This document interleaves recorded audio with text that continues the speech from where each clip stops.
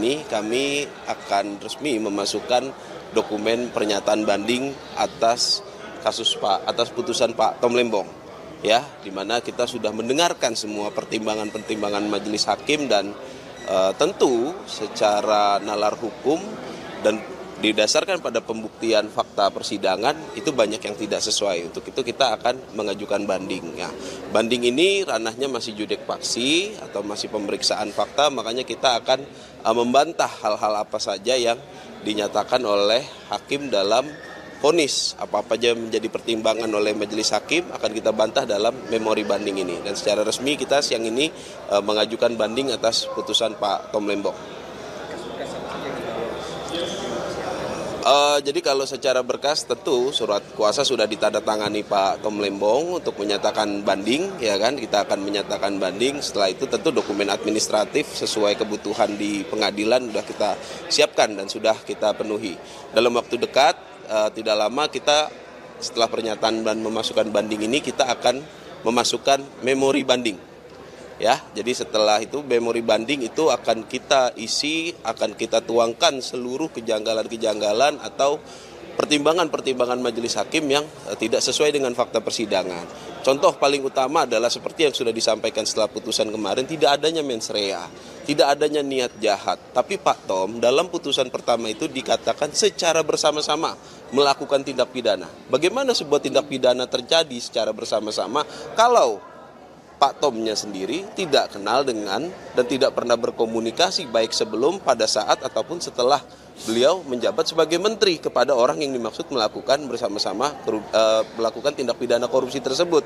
Ditambah lagi setelah persidangan dan dipertimbangkan oleh majelis hakim, hakim menyatakan bahwa kerugian itu adalah 194 miliar, bukan 500 miliar. Seperti yang di dalam dakwaan dan tuntutan jaksa. Nah, 190 miliar ini dari mana asalnya? Dari kelebihan bayar PT PPI kepada perusahaan swasta. Pertanyaannya selanjutnya adalah, apakah Pak Tom ini Menteri Perdagangan atau direksi PT PPI?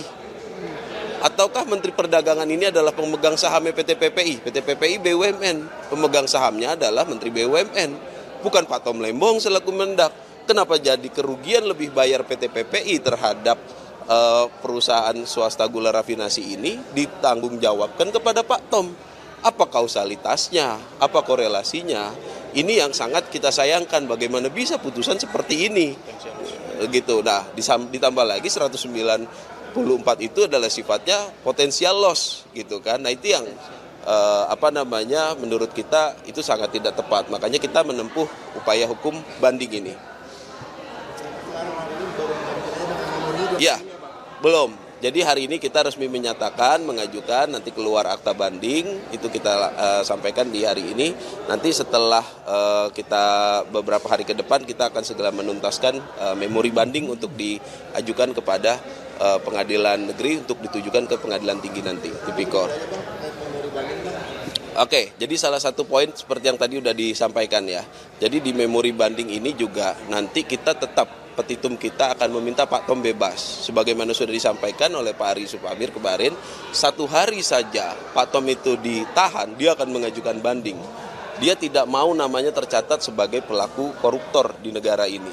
Ya, bukan pelaku korupsi di negara ini. Itu makanya dia akan mengajukan banding. Untuk itu hanya upaya hukum banding lah gitu. Nanti kita akan udah upaya-upaya lain setelah kita membaca dengan detail putusan Pak Tom Lembong itu pertimbangannya apa-apa saja gitu kan. Ditambah lagi saya terangkan bahwasanya pertimbangan hakim yang menyatakan bahwa ada pertemuan, ada korelasinya antara Pak Tom dengan perusahaan swasta itu hanya didasarkan pada keterangan saksi yang pada saat persidangan menyatakan lupa bahwasanya Pak Tom itu ada pertemuan atau tidak dengan perusahaan-perusahaan swasta itu. Dan tapi yang pasti tidak ada mens rea yang bisa dibuktikan. Untuk itu kita melihat, memang kita mendengarkan semua putusannya itu tidak cermat ya, tidak teliti dan tidak didasarkan pada fakta-fakta persidangan.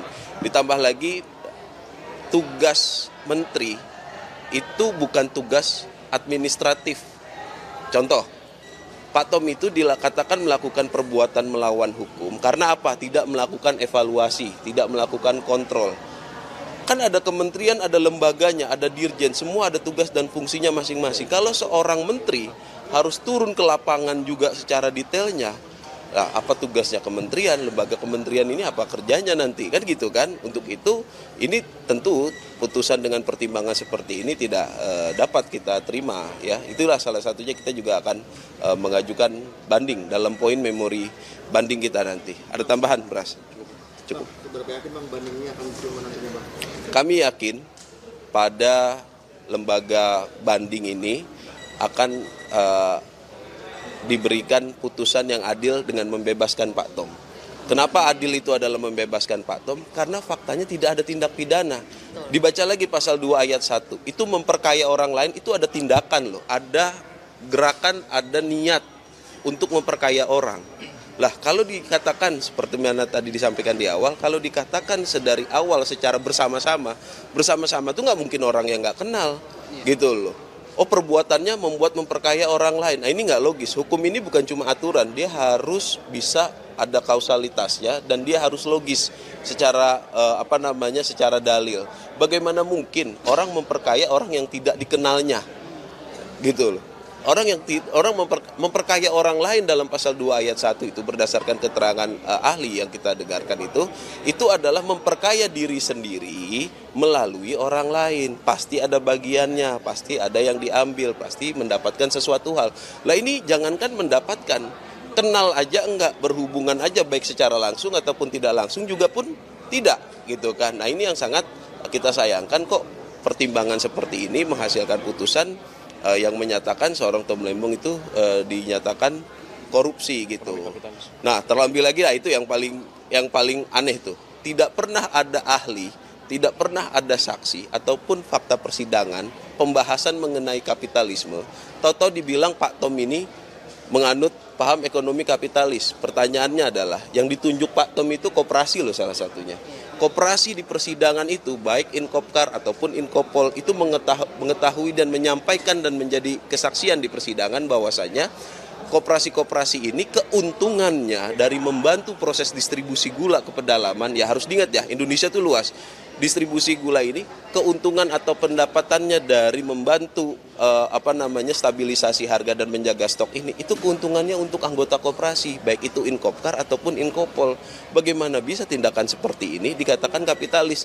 Terlebih lagi ini adalah bentuk intervensi negara terhadap pasar.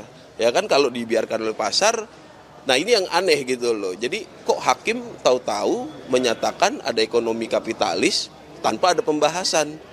Ini kita dari mana kita nggak paham ini nalarnya hakim seperti apa kok bisa tahu-tahu muncul ada putusan berpertimbangan. Ya ini tentu di sisi lain ini akan menjadi presiden buruk ya dalam proses penegakan hukum kita. Sesuatu yang tidak diperiksa, diperdengarkan di ruang sidang dan tidak pernah terbukti di sidang, tahu-tahu dalam putusan keluar. Ini sangat tidak bisa dibenarkan. Untuk itu tidak ada upaya hukum lain selain banding atas putusan ini. Bang Zaid, izin penegasan lagi, berarti ini soal mensrea atau meeting of mind dari Pak Tom ini juga jadi salah satu pertimbangan banding dari tim PH dan Pak Tom? Betul, meeting of mind atau yang disebut juga dengan bahasa lain itu mensrea atau juga niat jahat itu adalah salah satu poin utama. Bagaimana bisa sebuah tindak pidana terjadi tanpa adanya kesamaan kehendak oleh para pelaku tindak pidana? Bagaimana bisa juga sebuah tindak pidana itu terjadi tanpa dilakukan adanya sebuah niat jahat. Niat ini kan harus ada buktinya. Buktinya apa? Adanya sebuah perbuatan. Nah, dari perbuatan-perbuatannya ini, itu bukan perbuatan-perbuatan untuk niat jahat. Nah, importasi gula yang dilakukan atau persetujuan importasi yang diberikan oleh Pak Tom Lembong itu dengan menerbitkan izin PI, itu tidak perlu rakortas. Ya, itu adalah kewenangan dia selaku menteri untuk melaksanakan Perpres 71 tahun 2015 dalam langkah stabilisasi dan menjaga harga gula gitu loh. Jadi menjaga stok dan menjaga harga gula, karena harga gula saat itu sangat tinggi karena keterbatasan stok. Ingat, akhir tahun 2015 stok kita hanya 800.000. Sedangkan berdasarkan keterangan ahli, idealnya itu untuk stok di awal tahun atau sisa akhir tahun yang menjadi stok buffering ke awal tahun itu minimal 1,25 juta ton. Itu stok minimal untuk harga. Akhirnya apa? Setelah kebijakan Pak Tom diterbitkan, dilaksanakan stok gula, itu 2017 harga mulai melandai, semua akhirnya terlihat karena stoknya ada stok ideal. gitu. Jadi tidak ada itu kesalahan-kesalahan yang dimaksud itu adalah kesalahan pidana. Kalaupun perbuatan tidak rapat itu adalah kesalahan, ya itu bukan kesalahan pidana, gitu kan? Itu pun kalaupun kesalahan, nah ini kan enggak, karena ada kewenangannya, gitu. Ditambah lagi putusan hakim juga mengesampingkan fakta dan bukti di persidangan bahwasanya itu adalah perintah Presiden Joko Widodo pada saat itu. Itu diterangkan oleh saksi dari Inkopkar ya dan Inkopol gitu, dan juga ahli dari JPU pun meminta agar keterangan Pak Presiden hari itu untuk didengarkan. Sayangnya kan tidak dihadirkan oleh hakim. Oke? Sehat. Kemarin kita habis minta tanda tangan, ya alhamdulillah dia sehat, dan saya sampaikan bahwa seluruh masyarakat Indonesia yang masih menggunakan akal sehatnya mensupport dan mendukung beliau, dan ini kasus Pak Tom ini benar-benar menyadarkan kita bahwa kondisi penegakan hukum Indonesia ini sedang tidak baik-baik saja. Ya, jadi siapapun bisa seperti ini kan ketika tidak ada sebuah standar dan proses penegakan hukum yang baik dan benar gitu. Ada lagi?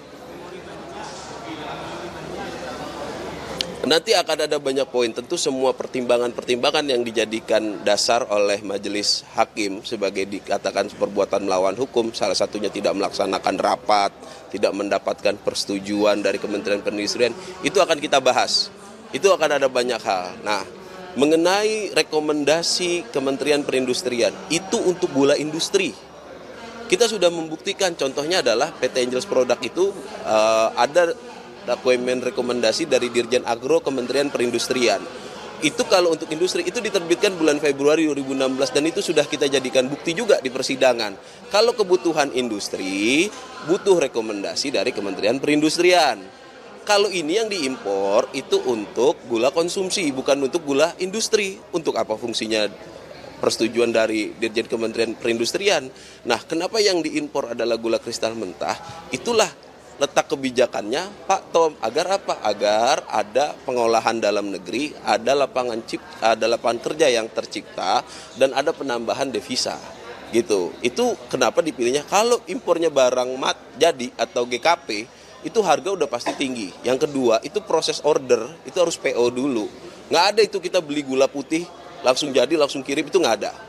Ya, di fakta persidangan sudah dibuktikan bahwasanya kalau mau order GKP itu harus PO dan itu butuh waktu. Di luar negeri pun butuh memproses. Pertanyaannya, siapa yang diuntungkan kalau gitu? Kalau impornya adalah GKP. Luar negeri, karena mereka yang memproses. Bukan dalam negeri. Kalau dalam negeri yang memproses, otomatis ada tenaga kerja, ada pajak atas tenaga kerja, ada barang-barang untuk memproses itu yang menimbulkan keuntungan bagi Indonesia. Makanya kita mendatangkan ahli itu bisa membuktikan kurang lebih ada 900 miliar pendapatan atau keuntungan negara yang diterima dengan mengimpor gula kristal mentah. Itu udah kita buktikan, malah dibilang merugikan. Nah ini dia, itu yang sangat kita sayangkan ya. Balik lagi poin terkait kerugian negara yang 194 miliar, di mana dikatakan bahwasanya itu adalah kelebihan bayar PT PPI ke 8 perusahaan gula rafinasi. Apa korelasinya dengan Pak Tom? Emangnya Pak Tom ini dirut PT PPI? Nah, coba ditanya dirutnya. Lah ini yang masuk kan Pak Charlesnya, ya kan? Selaku direktur bisnis, dirutnya kan nggak masuk Ibu Dayu itu kan? Nah itu coba ditanya itu, ya kan? Kenapa menentukan harga sekian? Karena itu urusannya udah urusan bisnis to bisnis. Nggak ada korelasinya dengan menteri dalam penentuan harga. Pak Tom menerbitkan persetujuan impor. Ya, persetujuan impor ini kemudian oleh PT PPI dan perusahaan gula tersebut terjadi komunikasi dan perjanjian. Apa korelasinya dengan Pak Tom? Kok bisa sih 190 ini karena perbuatannya Pak Tom? Ini terlalu maksa. Ya, ini terlalu dipaksakan. Untuk itu sekali lagi kita tegaskan, kita akan banding atas putusan hakim dan seluruh pertimbangan, karena tidak ada yang benar menurut kita pertimbangan-pertimbangan tersebut. Itu perlu kita bantah lah.